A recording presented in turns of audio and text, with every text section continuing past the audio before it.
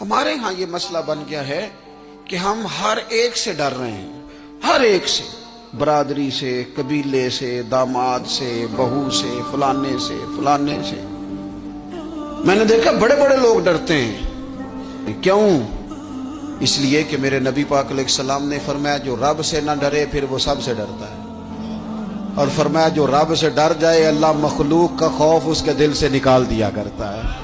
یہ رب سے نہیں ڈرا تو یہ سب سے ڈرا ہے، اگر رب سے ڈرتا تو کسی سے نہ ڈرتا۔ اور حضور فرماتے ہیں دو خوف اللہ جمع نہیں کرے گا۔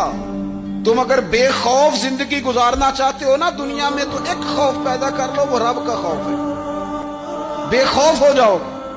اور اگر تم یہ خوف پیدا نہیں کرتے پھر تو سائے سے ڈرو گے، پھر سانپ سے نہیں رسیوں سے ڈرو گے، پھر تو جگہ جگہ تمہیں کمزور کر دیا جائے گا، پھر تو لوگ ہر وقت تمہیں بھگائیں گے، ڈرائیں گے۔ ایک خوف پیدا کر لو اللہ کا، پھر دوسرا کوئی خوف قریب نہیں آئے گا۔ اور ایک معنی میں اور کہا اللہ دو خوف جمع نہیں کرے گا۔